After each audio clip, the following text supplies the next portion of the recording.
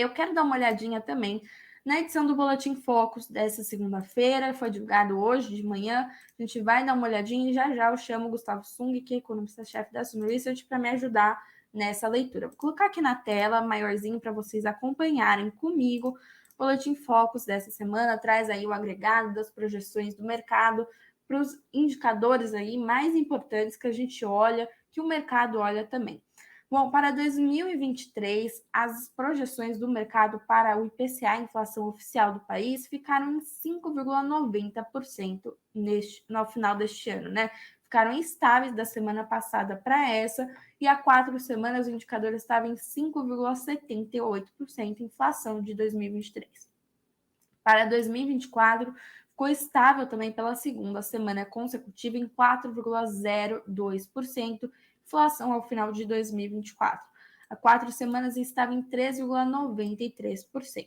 Já para 2025 ficou estável também em 3,80%, igual à semana anterior, e há 4 semanas estava em 3,5%. Já para 2026, sobe pela terceira semana consecutiva. A perspectiva para a inflação foi de 13,75% na semana passada para 13,77% nessa semana, e há 4 semanas estava em 3,5%. Já as projeções aqui para o PIB, em 2023, sobem as projeções há 3 semanas consecutivas. Da semana passada para essa foi de 0,84% para 0,85%. Para 2024, ficou estável pela 10ª semana consecutiva em 1,5%. Para 2025, estável pela segunda semana em 1,80%. Para 2026, estável já há 51 semanas, né, em 2%. Já o câmbio real sobre o dólar ficou estável para 2023 pela quinta semana consecutiva em R$ 5,25. Para 2024 ficou um pouquinho acima, mais estável também em relação à semana passada, e há 4 semanas também em R$ 5,30. Para 2025, estável há 11 semanas em R$ 5,30. Para 2026, estável em relação à semana passada em R$ 5,35.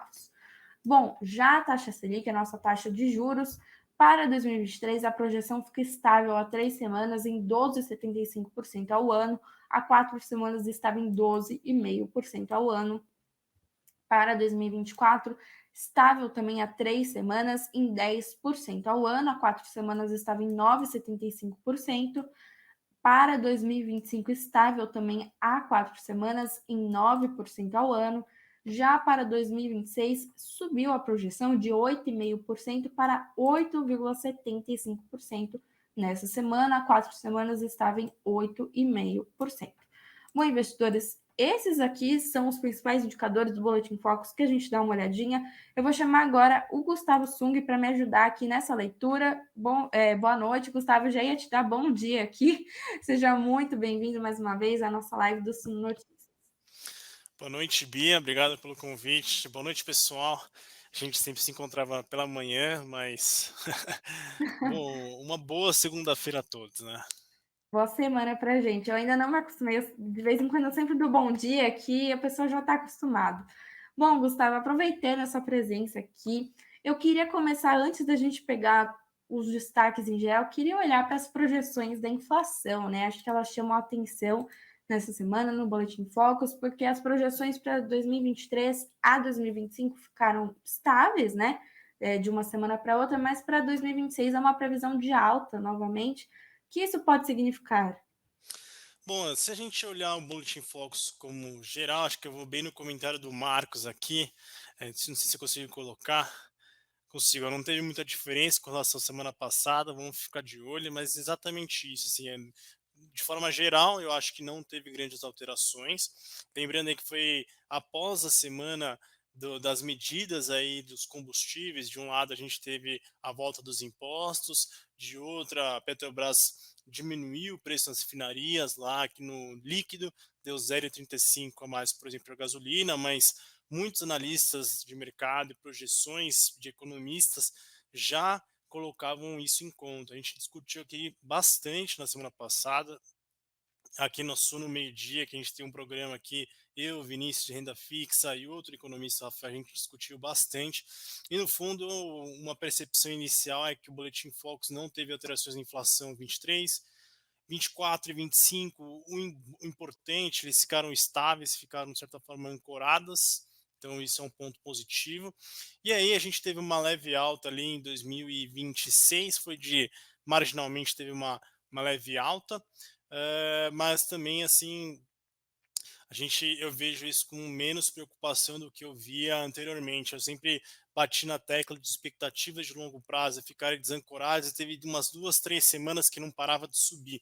Se a gente pegar aí há 4 semanas atrás, de 2025 estava 3,50, agora estava 3,80, e a mesma coisa em 26, 3,50, 3,77, só que foi semanas consecutivas subindo e isso me preocupava mais. Então, pós semana ali dos reajustes que houveram nos combustíveis, eu vejo o Focus é um pouquinho menos pessimista, né? Teve um pouco mais andando de lado.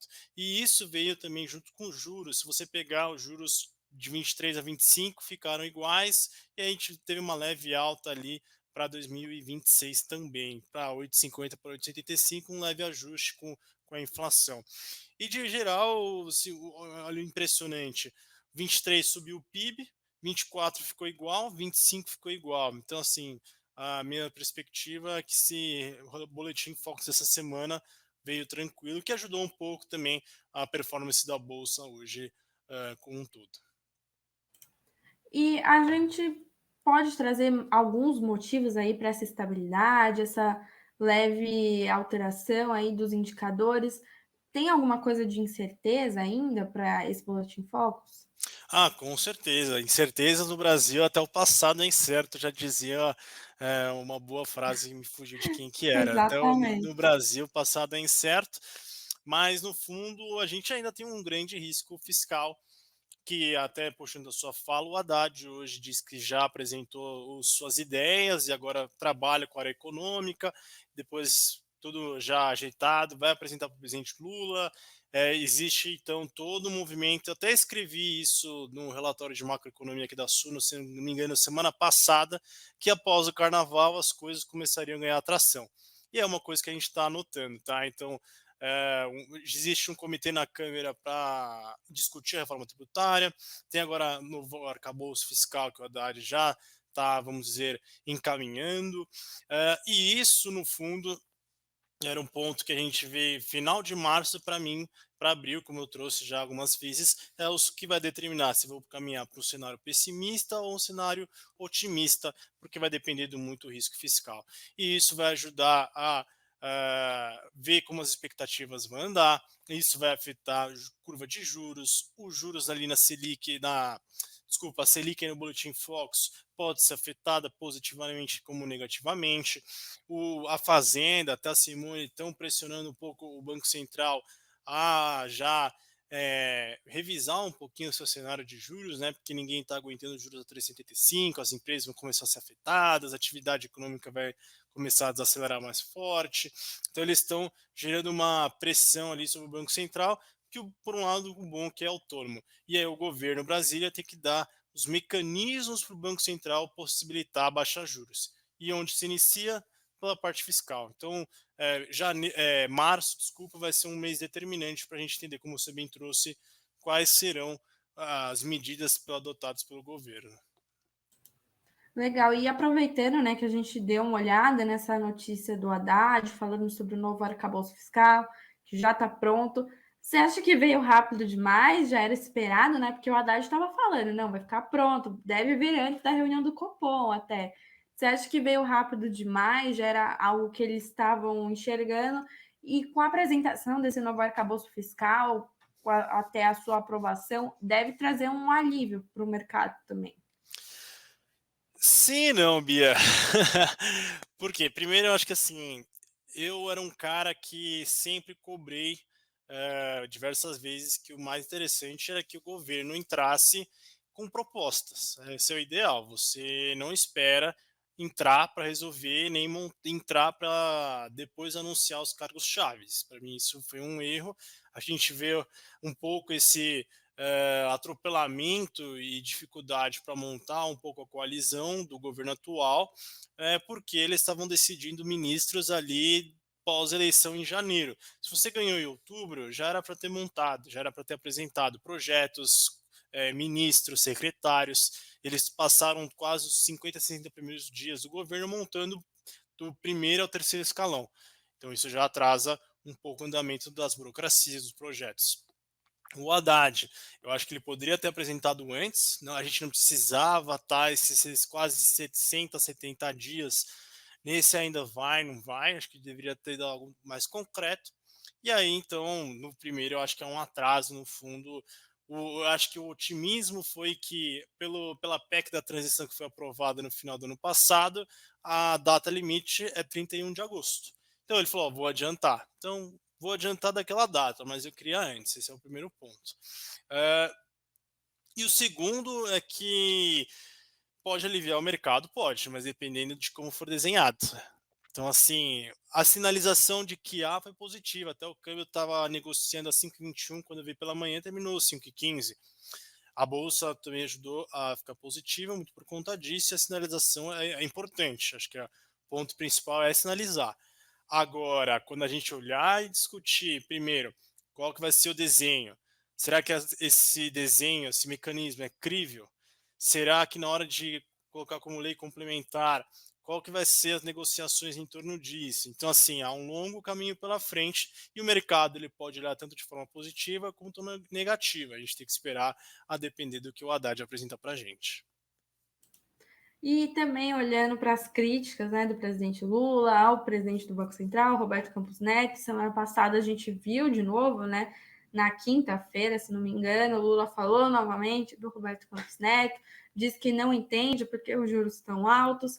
Você acha que isso deve continuar? E se sim, até que ponto, né? O que Lula está querendo tanto com essas provocações aí, justamente a figura do Campos Neto?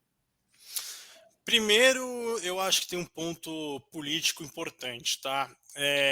O Lula ele tem que apresentar resultados concretos do primeiro ano, porque ele não tem base suficiente no Congresso. Até o Lira, eu vi hoje uma notícia que Lula ele não tem a base suficiente para aprovar grandes reformas econômicas, vai ter que negociar. Então, e ele ganhou com uma votação bastante apertada.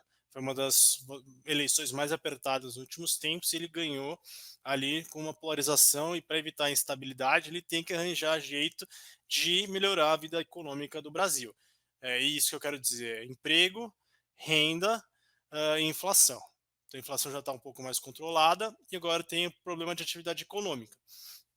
Eu acho que ele vai não tentar incentivar consumos. Então, Bolsa Família em R$ 600, ajuste do salário mínimo, tem o programa Desenrola, que vai renegociar a dívida das famílias de baixa renda para aumentar a renda disponível, ou seja, aumentar um pouco o dinheiro que você tenha no bolso para consumir, para poder ali tentar trazer um novo fôlego para a economia. Por outro lado, onde ele poderia palpitar, ele não consegue hoje? No Banco Central, porque ele tem autonomia. Então, as críticas dele políticas e muito voltadas para a base, no fundo, estou lavando um pouco as minhas mãos, porque se o Brasil crescer, o problema não foi meu. Então, tem uma questão política e de narrativa que é bastante importante. E eu acho que, no fundo, ele sabe que o Lula ele é inteligente, a gente fala que é um político super habilidoso, e ele sabe que juros não é para baixar na marra. Eu acho que é um puro discurso e de narrativa. E aí, com a autonomia do Banco Central, a gente tem o controle de inflação, a gente tem evitar que as inflação, as expectativas comecem a ficar desancoradas, porque um dos piores problemas econômicos é você ter inflação. A gente viu isso recentemente com gasolina a R$ 7, as pessoas passando a comer de carne, comer ovo, depois comer osso, conta de luz, bandeira tarifária, escassez hídrica. Então, assim, não foi. Inflação não é bom. E a melhor hora que a gente tem é o Banco Central com juros elevados. E aí eu sempre falo: o Banco Central não está tão preocupado com a inflação de hoje, sim, que a inflação converja para a meta no 23, 24, 25 no final do ano. E ele tem as armas para isso, tá? Então, qual é a melhor forma? E aí o Haddad está tentando trazer um pouquinho mais para o lado do centro, vamos dizer assim, que é a melhor forma de a gente baixar juros é que uma política fiscal responsável e que as duas coisas se combinem.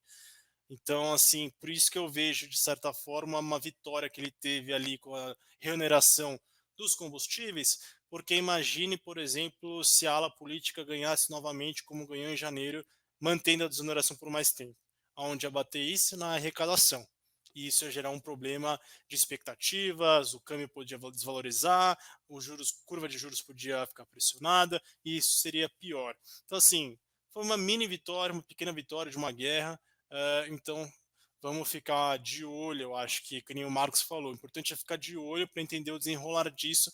Foi um começo, o Haddad teve a sua pequena vitória, agora precisa negociar para aprovar o mais importante, que é a nova âncora fiscal, e depois a reforma tributária. Perfeito. Bom, para a gente já se despedindo aqui, eu queria, por favor, que você nos trouxesse os eventos da semana, que a gente tem que ficar de olho nessa semana que está começando com tudo já. Bom, amanhã, terça e quarta, o Paulo, o presidente do Banco Central norte-americano, vai falar no Congresso.